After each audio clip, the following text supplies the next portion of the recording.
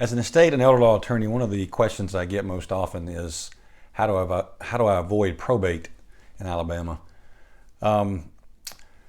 So probate is a process that is required if you have assets that are just in your own name whenever you pass away.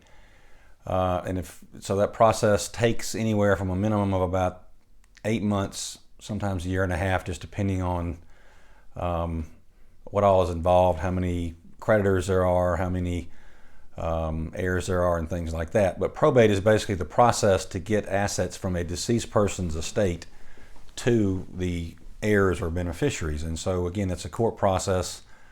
It can be expensive and time consuming. In most cases, it requires hearings. If you have a will, it makes it a lot easier. Probate's a lot easier than if you pass away and don't have a will. But either way, probate can be a long process. Again, it takes a lot of hearings. There are court costs involved and things like that. So people often ask, well, how can I avoid that? So there are basically 3 ways to pass title to assets. Number 1 is you can own those assets jointly with someone else and have a survivorship provision on there. So like if you own your house with your husband or wife, chances are your deed says it's owned joint with right of survivorship, which means when one of you passes away, then the other one owns the asset and it doesn't have to go through the probate process. People can also own bank accounts and things like that jointly with right of survivorship. Now don't confuse just the fact that you own it jointly that necessarily has a survivorship provision. You'd have to set the account up that way. So some accounts are owned jointly, and one dies, then their half of the account still has to go through the probate process because there wasn't a survivorship provision, and the other person owns half of the account. The other way to transfer title to assets is with beneficiary designations. And we typically see this with life insurance and IRAs, 401ks, and things like that. You just name someone as the beneficiary.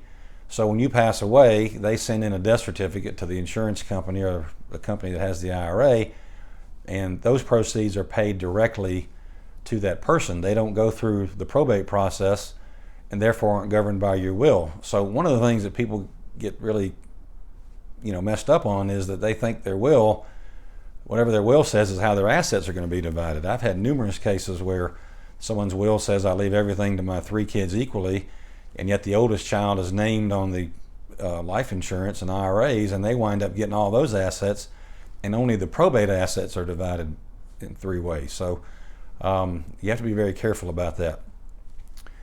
The other way to pass title to assets is you can have them in a trust. So if assets are owned by a trust, then the trust says, while I'm alive, I'm going to manage them if I'm competent. If I become incompetent, I have a backup trustee. But when I die, then I want the assets that are owned by this trust to go directly to my heirs or whoever you name as the beneficiary of the trust. And those assets also skip probate. So just to recap a little, because this can be confusing, probate is only for assets that are just in your name when you pass away that don't otherwise pass by operation of law.